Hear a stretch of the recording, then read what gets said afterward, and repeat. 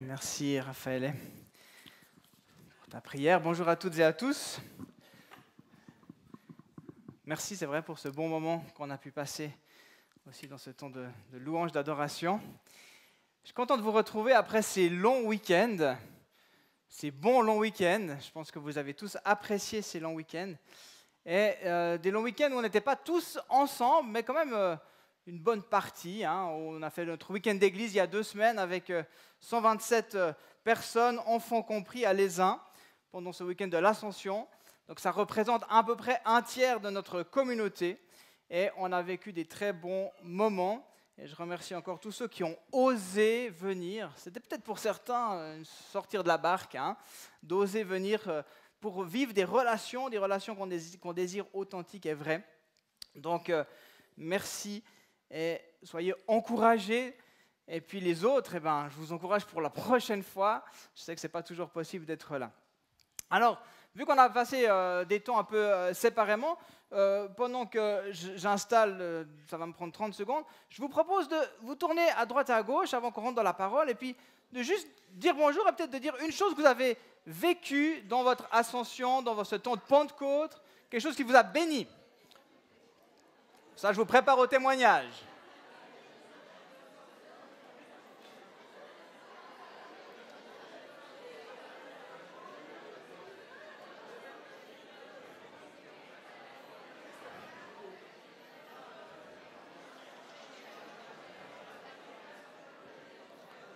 Ok.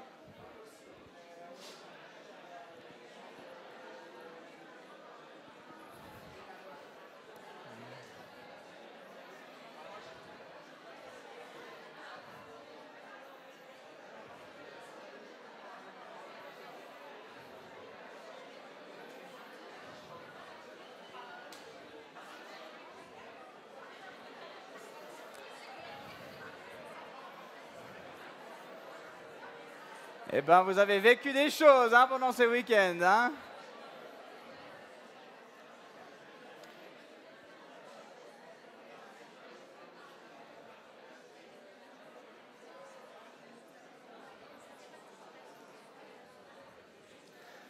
Il y en a des choses à dire.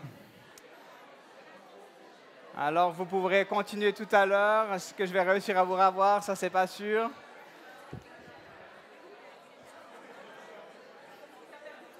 J'ai perdu tout le monde. Regardez par là. Je vois que c'était des week-ends bien remplis, en tout cas.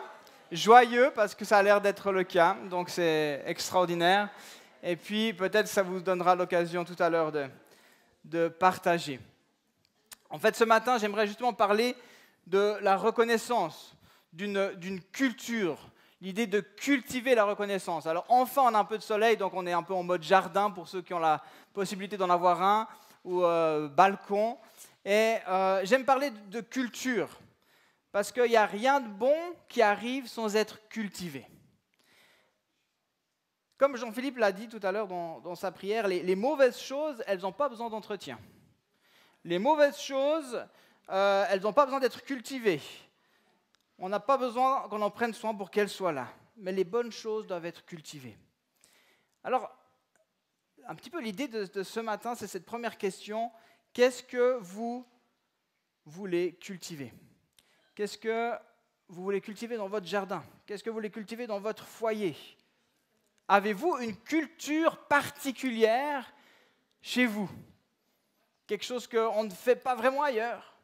Avez-vous fait des choix sur ce que vous voulez cultiver? La vie, elle va tellement vite qu'on oublie parfois de nous arrêter pour juste réfléchir à la manière dont on veut la vivre. Qu'est-ce qu'on souhaite mettre dans notre jardin personnel? Qu'est-ce qu'on souhaite mettre dans ce jardin du couple, de la famille, dans ce jardin professionnel, relationnel? Et puis si on ne le fait pas, on réalise bien que la vie, elle nous échappe un peu. Ça va tellement vite, on subit beaucoup, et puis rapidement, on est envahi de mauvaises herbes qu'on ne veut pas. Alors qu'est-ce que je désire cultiver dans ma vie, dans ma maison intérieure, dans mon foyer? Et donc ce matin, j'aimerais vous proposer de regarder à la reconnaissance, à la culture de la reconnaissance, parce qu'il y a une puissance lorsqu'on vit la reconnaissance. On va prendre ensemble un texte dans l'évangile de Luc au chapitre 17, Vous avez l'habitude que je prends que l'évangile de Luc. Je vais les afficher, ce sera plus simple. Alors, les versets 11 à 19, un récit probablement que vous connaissez,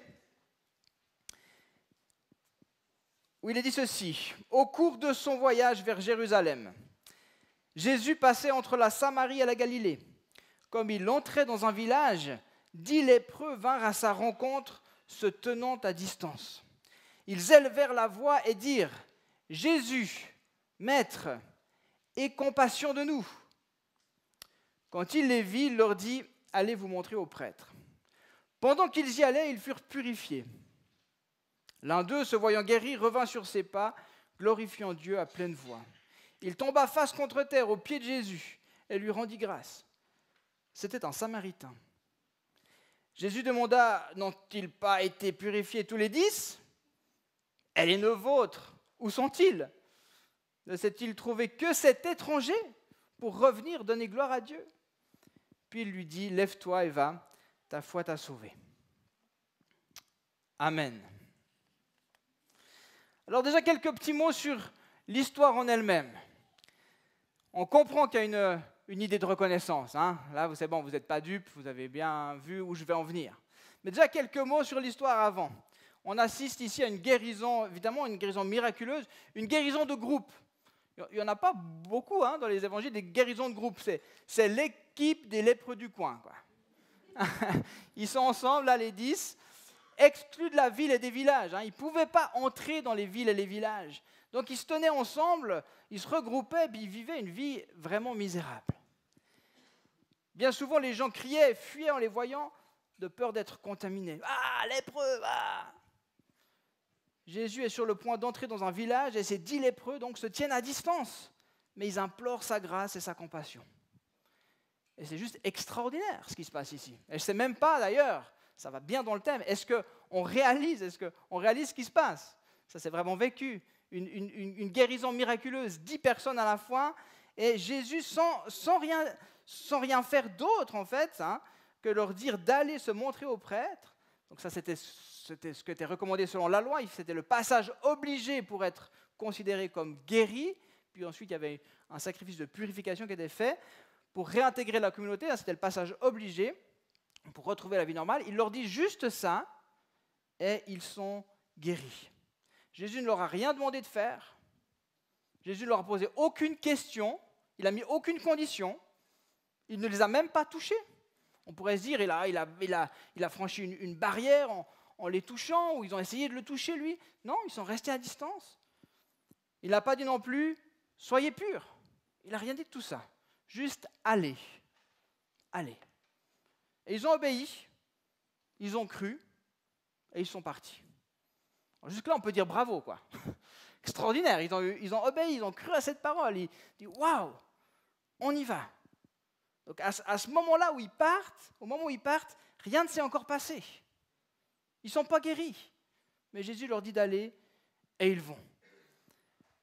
Ils se mettent en route.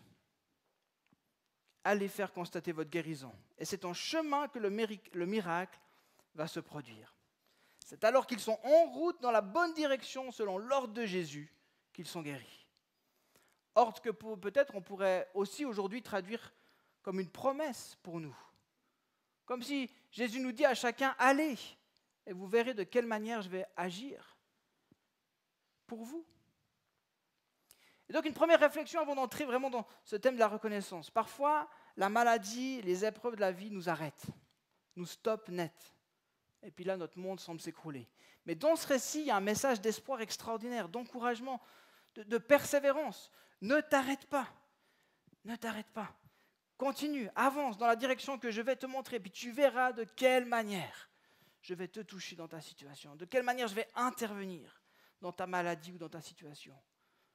Et peu importe ton rythme, peu importe la cause de tes épreuves, peut-être à cause de tes épreuves, tu es fatigué, tu n'as pas d'énergie, peut-être tu ne peux plus aller de l'avant quasiment, mais ose aller là où le Seigneur te montre. Même si avant de partir, tu n'es pas encore guéri. Ose aller dans la direction d'eux.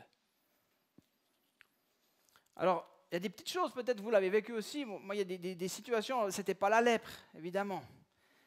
Mais il y a quand même des situations où j'étais très mal, où je me suis trouvé malade, et puis j'avais un temps où j'étais appelé je devais aller enseigner, je devais aller prêcher. Et puis, j'ai eu cette conviction d'aller quand même. Et puis, en chemin, j'ai été guéri. J'arrive là-bas, plus rien. Et il y a des situations comme ça qui nous encouragent à ne pas rester, à ne pas nous arrêter. Parce que la maladie, ce n'est pas elle qui doit avoir le dessus sur nous, mais c'est bien la parole de Christ qui doit avoir le dernier mot dans notre vie. Amen. Donc ne vous laissez pas arrêter ce matin. C'est donc en chemin que ces 10 lépreux sont guéris, purifiés de cette maladie terrible qui les gardait dans la honte, qui les gardait dans l'anonymat. Ils n'avaient même plus d'identité, c'était juste des lépreux. C'est un lépreux, il n'y a plus de prénom, peu importe, on dit même plus c'est le fils d'eux, c'est un lépreux. Ils étaient dans l'exclusion. Donc ce qui se passe ici, ce n'est pas une petite guérison, permettez-moi l'expression, c'est une guérison qui allait transformer leur vie. C'est moins joli, hein? C'est moins joli quand on voit ça. Mais comprenez, allez, va, quand tu as tes jambes comme ça. Ça allait changer complètement leur vie. Donc c'est une guérison qui allait avoir des implications dans toutes les sphères de leur vie. Sociale, professionnelle, financière, familiale. Tout leur mode de vie allait changer. Ils seraient à nouveau respectés, utiles, ils pourront retrouver un travail, exister, non pas comme des lépreux, mais en tant que personnes. Donc un changement significatif. Et malgré cela, au moment de leur guérison, un seul va revenir en arrière. Un seul qui va venir déclarer sa gratitude à Jésus. Et non seulement il est le seul à revenir en arrière, mais c'est un Samaritain. Et le texte le souligne, Jésus le souligne lui-même. Et Luc, l'auteur, l'appuie parce que lui, il s'adresse à des non-juifs. Alors, il veut aussi montrer que le salut est pour les non-juifs. Donc, bien sûr, il va l'appuyer, mais Jésus l'appuie aussi en disant, mais où sont les 9 autres? En plus, celui-ci est un étranger. Pourquoi il est si étonné? On peut comprendre que ça veut dire que ces 9 autres étaient des juifs. Et puis eux, il y avait peut-être une attente de plus de Jésus. N'ont-ils pas saisi la culture de la reconnaissance? N'ont-ils pas cultivé la reconnaissance dans leur propre vie? Oui, l'étonnement de Jésus est grand parce qu'il y a de quoi. Dans la maison d'Israël, au travers du système de sacrifice institué bien sûr par l'Éternel, on peut lire tout ça dans le livre des Lévitiques. Du Lévitique, ce n'est pas le livre peut-être que vous lisez le plus facilement avant de vous endormir, je ne sais pas. Ou peut-être en vous endormant, c'est possible. Mais au niveau des sacrifices, on retrouve 5 types différents de sacrifices et qu'on peut regrouper en 3 éléments. Et regardez bien, c'est intéressant, il y a l'aspect de la consécration, de la reconnaissance et de la pureté. Donc ces 5 types différents de sacrifices, si on les résume, on retrouve ça. Et c'est comme si, finalement, dans le peuple, il y a une culture qui doit se développer. Il y a un désir de l'Éternel que ces choses soient vécues, la mise à part, la consécration, le retour à Dieu, la reconnaissance avec différents types de sacrifices. On parle de sacrifices de communion, on parle de sacrifices de paix. Tout ça était là. Et puis, bien sûr, tout ce qui est lié à la pureté, à la pureté contre le péché, mais plein d'autres choses. Je vais encore en dire quelques mots tout à l'heure. Donc, jour après jour, semaine après semaine, mois après mois, année après année, quand tu dois faire des sacrifices pour le pardon de tes péchés, pour te rendre pur, parce que tu as été malade, parce que tu as touché du sang, parce que tu as touché peut-être un mort, un cadavre, un animal mort, que tu es toujours encouragé à apporter un sacrifice, parce que tu as eu des bonnes récoltes, parce que tu désires te consacrer tout à nouveau, parce que tu réalises que Dieu est grand, parce que tu vois sa fidélité. Quand tu es encouragé sans cesse à lui apporter ta reconnaissance, quelque chose devrait se passer. Une culture devrait s'installer. Mais Jésus ne voit pas ça. Et c'est un peu comme ce qu'on attend de nos enfants à force de leur dire « dis merci à la dame ». Vous comprenez un peu l'idée? Dis merci à la dame. On aimerait qu'ils deviennent des enfants reconnaissants. D'ailleurs, petite histoire, mercredi, j'ai été dans une de ces salles de jeu avec plein de châteaux gonflables avec ma fille. Ça faisait longtemps que ça ne m'était pas arrivé. Et puis, à l'intérieur de cette salle, il y a même une petite tyrolienne, une structure avec une tyrolienne. Et puis là, forcément, la tyrolienne n'allait pas assez vite, donc papa, il lance sa fille. Alors là, elle était contente. Puis forcément, il y a une autre petite fille qui arrive, puis elle dit, moi aussi, moi aussi. Alors, je me suis trouvé plus qu'à faire ça. Hein. De temps en temps, je regardais un peu la montre. Non. Et puis là, la maman de la petite fille arrive, puis lui dit, dis merci au monsieur. Et puis, en fait, chaque fois, chaque lancée, elle lui dit, t'as dit merci au monsieur, t'as dit merci au monsieur. Puis, en fait, elle n'avait même pas le temps de le dire, que la maman avait déjà proposé qu'elle le dise, hein, parce que je voyais bien que la fille était très contente. Puis, au bout de 10 fois, il n'y a plus besoin de lui demander de dire merci. On avait compris, quoi. Hein, mais vraiment, elle le poussait tout le temps. Alors, évidemment que dire merci, ça nous apprend la politesse. Ça nous apprend le correct, ce qui est juste, ce qui est normal. Dans une société, on est censé dire s'il te plaît, merci. Voilà, on apprend ça à nos enfants. Cependant, est-ce que ça nous apprend la reconnaissance ? Vous voyez la différence ? Et on pouvait même aller au temple et apporter des sacrifices réguliers, mais est-ce qu'ils avaient compris ce que signifiait la reconnaissance ? Alors la reconnaissance, c'est ma définition, vous en avez peut-être une autre. La reconnaissance, c'est un état du cœur, plus profond. On comprend et on reconnaît l'importance de la valeur de l'action ou du don de l'autre dans notre vie. Je l'ai mis comme ça. C'est un état du cœur plus profond où l'on comprend et reconnaît l'importance et la valeur de l'action ou du don de l'autre dans notre vie. La reconnaissance nous amène dans une joie qui est durable. Ce n'est pas un petit moment, c'est une joie durable. On reste dans un état de reconnaissance. On pourrait utiliser le mot gratitude. Gratitude vient de quoi ? Dans le latin, ça vient de grâce. Grâce. On est reconnaissant et on mesure la grâce qui nous est faite, car on ne mérite rien. Donc on réalise ça, et puis on le cultive. On dit waouh. Alors les Israélites avaient grandi avec ces systèmes de sacrifices qui prenaient une place importante dans leur vie de tous les jours. Ça rythmait même leur temps. Il y avait des sacrifices qui étaient obligatoires, puis il y avait des sacrifices volontaires. Je vous l'ai remis là parce que c'est aussi intéressant juste de s'arrêter quelques instants là-dessus. Les sacrifices obligatoires, c'était tout ce qui était lié à la pureté. Tout ça. Et tout le reste, la consécration et la reconnaissance, entre guillemets, c'était des sacrifices volontaires. Et pourquoi je dis tout ça ? Donc bien sûr, il fallait le faire, hein, c'était obligatoire, parce que pour être pardonné, il fallait le faire. Pour être justifié, il fallait faire des sacrifices, c'était obligatoire. Pour vivre dans une ville, pour faire partie des citoyens reconnus, pour prendre part à la communauté, il fallait être pur, il fallait passer par ces sacrifices. Donc il y avait tout ça. Et puis donc les sacrifices volontaires, je l'ai dit, c'est holocauste, pour démontrer notre désir de consécration, pour offrir notre louange, pour offrir notre adoration, et les sacrifices de reconnaissance pour justement témoigner de notre gratitude. On parle aussi, donc, je l'ai dit tout à l'heure, de sacrifices de communion et de paix. Et en fait, dans ce récit, ces 9 gars, on peut se dire, ils n'ont pas fait souvent des sacrifices volontaires, quoi. Ils n'ont pas cette culture. Mais regardez bien ce qui se passe. Ils vont vers Jésus pour être guéris. Donc ils disent maître, hein, donc rabbi, ils le reconnaissent comme un maître. Et Jésus, au travers de ce miracle, démontre qu'il est bien celui qui peut rendre pur. Donc comme je l'ai déjà mentionné, ce n'est pas juste une guérison qu'il opère, mais il les réhabilite complètement. Donc il y a une purification, plus de condamnation. Après leur passage vers le prêtre, ils vont retrouver un statut. Ils pourront à nouveau faire partie de la communauté. Et Jésus, au travers de cette guérison, accomplit ce qui aurait été demandé, en fait, à Dieu, au travers d'un sacrifice d'expiation et de purification. C'est ça que Jésus fait à ce moment-là. Alors, c'est intéressant parce que venir pour être pardonné et purifié, ils savent faire. Ils savaient. C'était la partie obligatoire, mais la partie volontaire, pour manifester sa reconnaissance, sa louange. Ils ne savaient pas le faire. Donc ils ont obtenu ce qu'ils étaient venus demander à Jésus, et puis maintenant leur objectif, c'est la réhabilitation, c'est reprendre leur vie là où ils l'avaient laissée. Ils ont obéi à la parole de Jésus pour aller, mais ils semblent avoir passé malgré tout à côté de l'essentiel. Ce n'est pas parce que tu es guéri que tu es sauvé. On pourrait le dire dans ce texte, en voyant ce texte.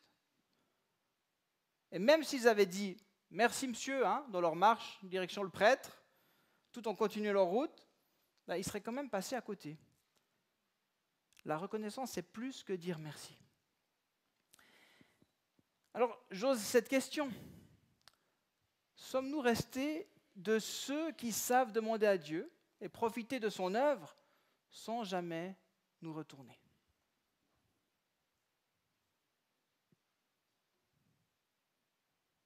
Parce que oui, Christ a parfaitement accompli ce sacrifice pour nous en donnant sa vie à la croix. Il n'y a plus de sacrifice obligatoire, il n'y a plus besoin d'aller. Nous sommes pardonnés, justifiés, héritiers, adoptés, des citoyens des cieux. On forme une famille, une communauté mise à part, une communauté de saints purifiés par son sang. Extraordinaire.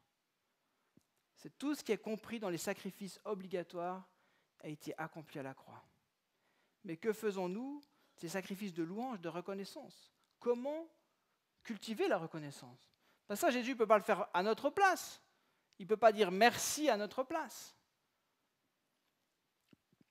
Alors la reconnaissance, je la définis avec 3 R, comme ça vous allez bien retenir. Ces 3 R sont valables autant dans notre relation avec Dieu que dans notre vie de relation interpersonnelle, avec les autres, dans notre vie quotidienne. Ces 3 R, en fait, on les retrouve très bien dans notre texte. Le premier R, c'est retourner. Cet homme, il est retourné. Ensuite, il a reconnu et il a rendu gloire. Pour découvrir vraiment cette puissance de la reconnaissance, on doit apprendre à retourner. Ce n'est pas retourner dans le passé, on a bien chanté, le passé, toutes choses sont devenues nouvelles, on va de l'avant. Dans ce sens-là, c'est clair. Mais ce n'est pas dans ce sens-là le retourner. Donc, retourner là où parfois tu as reçu la bénédiction. Parce que tu ne peux pas juste profiter de toutes les bénédictions reçues sans jamais te retourner. Et dans ma relation avec Dieu, ça se vit au quotidien. Je retourne dans ma chambre haute, je retourne dans mon lieu de prière pour manifester ma gratitude à Dieu. Et c'est quelque chose de quotidien. Merci pour... Ça peut être des choses tout à fait, j'ai envie de dire, basiques, mais qu'on oublie. Merci pour la vie. Merci pour la santé, merci pour ma famille. Mais bien sûr, au-delà de ça, c'est merci pour l'œuvre de la croix. Merci parce que par toi, je suis héritier, par toi, je suis justifié, par toi, je suis pardonné. Merci pour son amour inconditionnel, pour sa grâce. Merci. Et c'est intéressant parce que dans les sacrifices de reconnaissance, il est dit ceci, la viande du sacrifice de reconnaissance et de communion sera mangée le jour où il est offert, on n'en laissera rien jusqu'au matin. Puis j'aime bien ça parce qu'il y a une idée de quotidien. Alors qu'il y a des sacrifices qui étaient faits annuellement, mais là c'est tous les jours, c'est tout de suite. C'est comme un rappel que la reconnaissance se vit quotidiennement. Et dans le Nouveau Testament, on a bien d'autres versets qui nous encouragent à la reconnaissance. Et là, il est dit, Paul qui dit « Je suis reconnaissant envers celui qui m'a fortifié, Jésus-Christ, notre Seigneur, car il m'a jugé digne de confiance en m'établissant à son service, moi qui étais auparavant un blasphémateur, un persécuteur, un homme violent. Cependant, il m'a fait grâce parce que j'agissais par ignorance dans mon incrédulité. Et la grâce de notre Seigneur a surabondé avec la foi et l'amour qui sont en Jésus-Christ. » Mais Paul, il aurait pu juste dire « Yes, il y a un changement dans ma vie. En plus, j'ai beaucoup de place, je suis reconnu. » Puis non, ce qu'il écrit, c'est qu'il est reconnaissant. C'est comme s'il n'oublie pas. Il n'oublie pas d'où il vient. Il garde sa reconnaissance. Il regarde en arrière. Et plusieurs fois, il revient avec ça. 2 autres versets que vous connaissez aussi, que la paix du Christ à laquelle vous avez été appelés pour former un seul corps règne dans votre cœur, et soyez reconnaissants. Soyez reconnaissants. C'est un impératif. Soyez continuellement reconnaissants. C'est présent continu dans le grec. Soyez continuellement reconnaissants. Et puis 1 Thessaloniciens 5, priez sans cesse, exprimez votre reconnaissance en toutes circonstances, car c'est la volonté de Dieu pour vous en Jésus-Christ. C'est la volonté de Dieu d'exprimer en toutes circonstances notre reconnaissance. Alors qu'est-ce que ça veut dire dans la vie courante, se retourner? Retourner, c'est peut-être retourner vers une personne qui t'a beaucoup donné, vers une personne qui t'a instruit, vers une personne qui t'a permis d'être celui ou celle que tu es aujourd'hui. Cela peut être retourné vers les personnes qui t'ont simplement accueilli pour un repas. On peut y retourner en personne, on peut y retourner en écrivant un mot, peu importe la forme. Ce qui compte, c'est de regarder en arrière et manifester notre reconnaissance.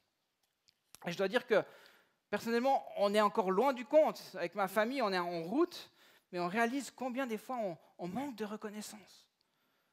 Puis tout semble aller si vite qu'on ne prend pas le temps de s'arrêter pour regarder en arrière.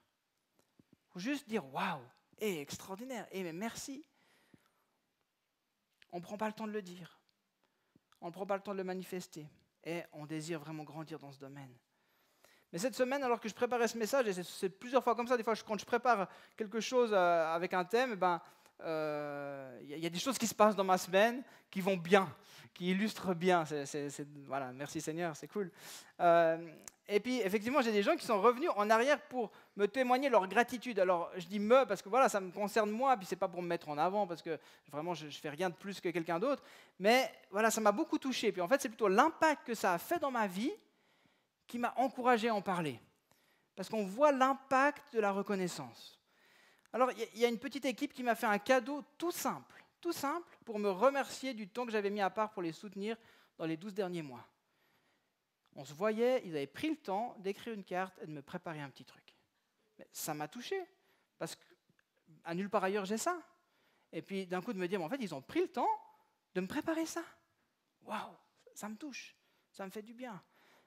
Ça a un impact. Ce n'est pas le cadeau, c'est juste l'intention qui m'a vraiment encouragé. Ils auraient très bien pu dire, alors, c'était super, et puis on continue comme ça. Puis, moi, j'aurais dit oui, j'aurais pas dit, j'attendais rien. Hein, mais ça m'a tellement touché qu'ils aient pris le temps de dire merci.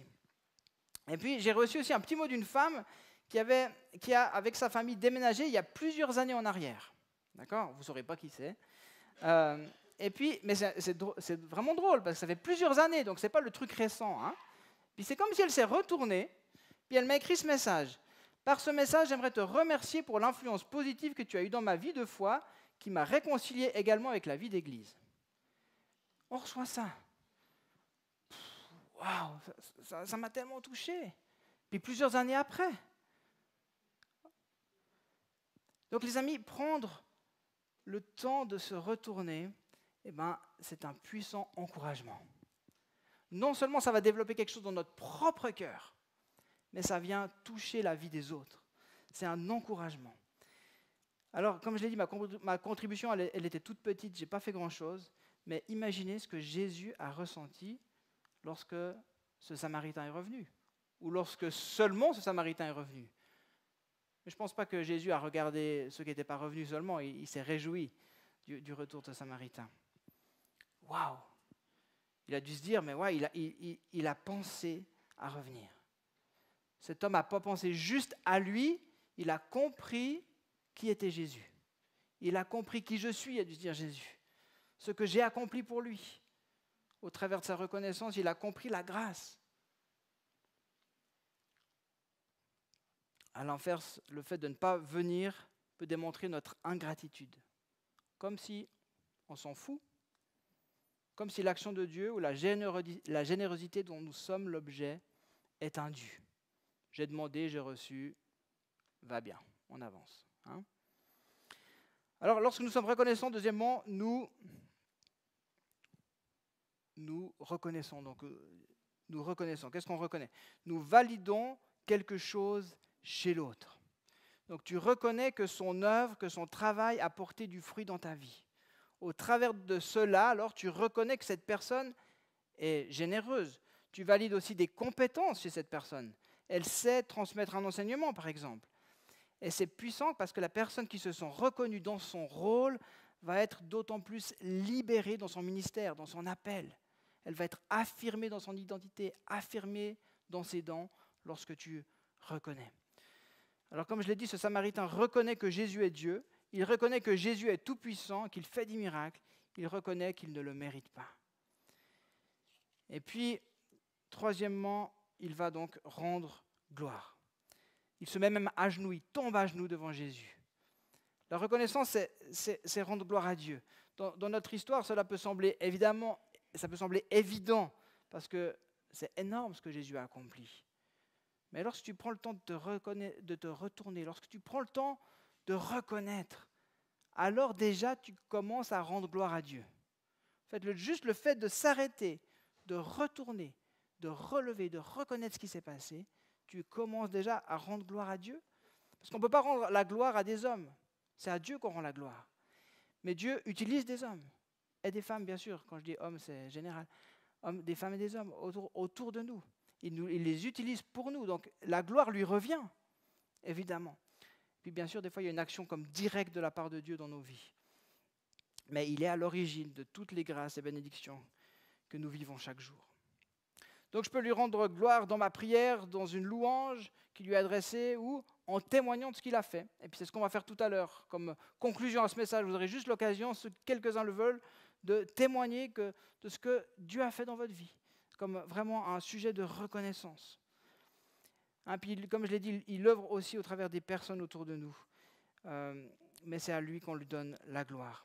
Donc les amis, on pourrait toujours se focaliser sur tout ce qui ne va pas dans le monde, dans l'Église, dans nos propres vies, mais l'œuvre de Christ, elle nous invite à la reconnaissance. Il désire qu'on cultive cette culture de la reconnaissance. Nous sommes invités ce matin à regarder en arrière, à regarder ce qui a été accompli, à regarder son œuvre, sa grâce, et puis lui donner la gloire. C'est une invitation de tous les jours. Et c'est une invitation qui va changer votre perspective et notre perspective. Le Seigneur ne nous doit rien, mais nous, on lui doit tout. Alors l'ingratitude, à l'inverse, je l'ai mis comme ça, l'ingratitude nous centre sur nous-mêmes, nous fait oublier l'essentiel, le fait que nous sommes aimés, rachetés, pardonnés, sauvés. L'ingratitude, elle nous mène dans une attitude d'insatisfaction chronique. On n'a jamais assez, tout est indu, tout est normal. Mais la gratitude nous fait voir la grâce, la bonté, la générosité de Dieu tout au long de notre chemin de guérison. Alors, comment cultiver la reconnaissance? Peut-être quelques pistes pour vos familles, pour vos foyers. Prendre le temps de revenir en arrière après chaque journée. Ça, c'est une manière de le faire. Au moment du coucher, peut-être, avec vos enfants, dire votre gratitude au Seigneur.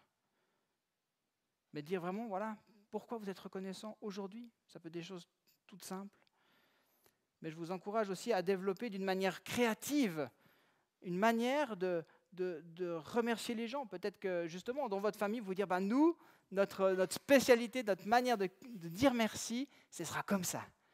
Il y a un truc créatif. Bien sûr, si c'est 10 fois la même personne qui vous bénit, peut-être la personne, il faudra peut-être changer d'idée. Mais d'avoir une manière de... Voilà, comment on veut cultiver la reconnaissance. Puis de réfléchir ça en famille. Comment on peut le faire ensemble d'une manière créative. Et puis, bien sûr, de choisir de relever le positif en toutes circonstances, d'avoir aussi des paroles qui soient positives, qui disent « Waouh, mais regardons les choses autrement ». Et puis, je pourrais continuer, comment le cultiver dans l'Église? Comment le cultiver dans la communauté que nous formons? Alors, on aura bientôt, au mois d'octobre, une soirée pour dire merci à tous nos bénévoles, et puis on aimerait que ce soit festif. On aimerait que cette année, tout spécialement, on puisse vraiment voir ce qui est fait. Ça, c'est une manière de le faire, mais peut-être c'est aussi une manière on pourrait mieux communiquer entre nous. Parce que des fois, il y a plein de choses qui se font, puis on ne dit pas merci. Typiquement, hier, il y a eu l'éco-échange. C'est une organisation extraordinaire, mais waouh, merci.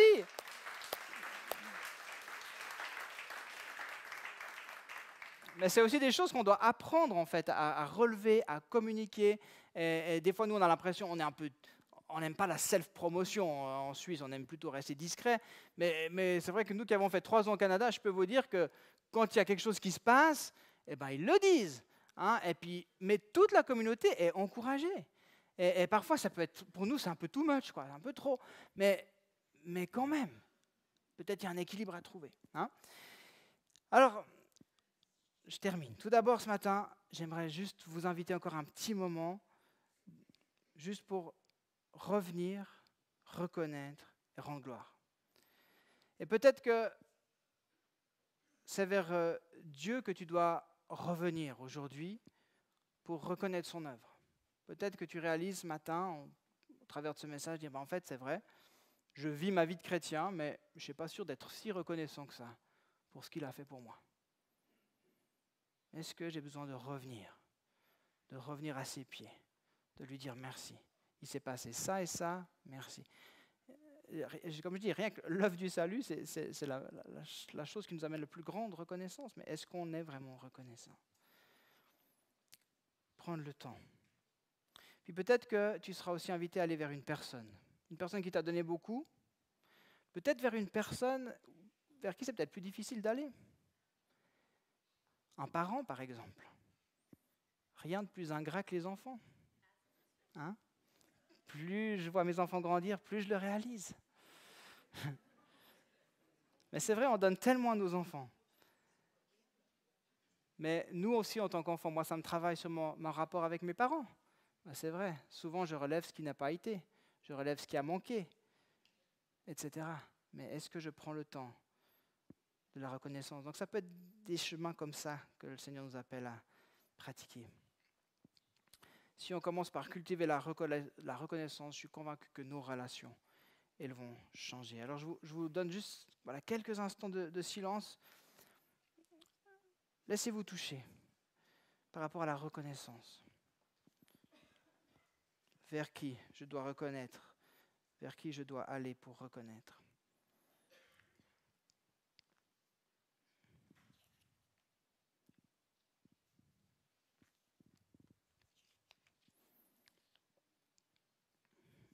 Seigneur, je prie maintenant que tu inspires, je prie que tu puisses parler, Saint-Esprit, que tu aies l'espace pour le faire dans nos cœurs, que nos pensées soient centrées sur toi. Et je te demande que nous puissions grandir et cultiver la reconnaissance, d'abord envers toi et envers notre prochain. Mais merci pour ce petit moment de silence. Viens, Saint-Esprit, on t'accueille, sois le bienvenu.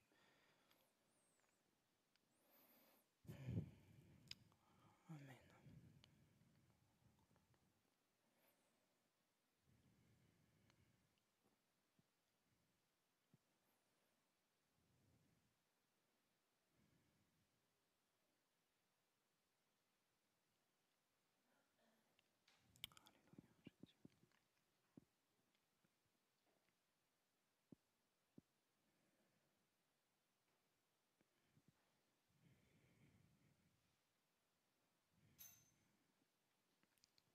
Amen.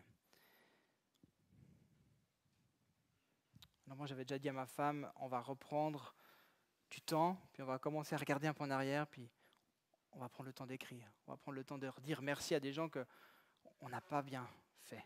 On le sait. Et on n'a pas pris le temps, et on veut le faire. Et peut-être vous, il y a aussi une piste concrète qui vous vient, ou une personne. Donc, je vous encourage à garder ça précieusement. Et puis maintenant, puis surtout d'agir. Hein, c'est bien de le dire, mais c'est bien d'agir. C'est mieux. Et puis maintenant, pour être concret, je vous propose donc de prendre un petit temps de témoignage.